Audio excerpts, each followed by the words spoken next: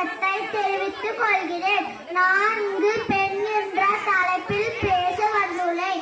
சித்திரத்தில் பெண்ணெழுதி சீர்படுத்தும் மாநிலமே, ஜீவனுள்ள பெண்ணினத்தை வாழவிட மாட்டாயோ?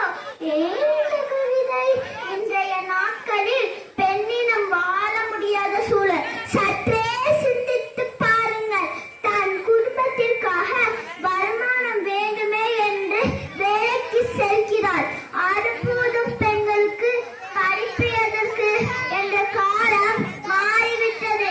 எல்லா பெண்களுக்கும் படிப்பு அவசியமாகிவிட்டது, வருமானம் அவசியமாகிவிட்டது.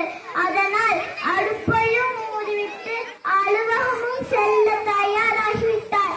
பட்டங்கள், ஆழ்வரும், சட்டங்கள் செய்வது பாரில் பெண்கள் நடத்த வந்தோம் என பாடி எட்டியாபுர கவியின் கனவை நினைவாக்கியுள்ள என்கிறார் தமிழ் பெண்ணானவர். அனைத்து துறைகளிலும் அபார வெற்றியுடன் செயல்பட்டு கொண்டிருக்கிறார். ஆணுக்கு பெண் நிகர் என்பதை உணர்ந்திட்டார். சிங்க பெண்ணாக சிறப்பான சிந்தனையோடு செம்மையாய் இருந்தாலும் அவளை சீர்குலைக்கும் சமுதாய போக்கு ஒரு புறம் இருக்கிறது. அதை நான் எச்சரிக்கையாக கூற விரும்புகிறேன். பெண்ணே, நாட்டின் கண்ணே, உன் நடை உடை பாவனைகள் நீதான் உன்னை காத்துக் கொள்ள வேண்டும். தீரும் நன்றும் பிறத்தரவாரா என்ற ஆற்றோர் வாக்குப்படி நீதான் உனக்கு பாதுகாப்பு. வீரோ நாடோ ஊரோ உணர்ந்ததோ பொறுப்பல்ல.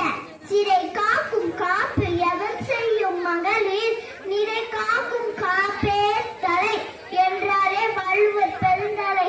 இக்குறளுக்கு என்ன அர்த்தம் தெரியுமா? மகளிரை காவல் காப்பதில் பயனில்லை, அவர்கள் தம் ஒழுக்கத்தால் காத்தலே சிறந்தது.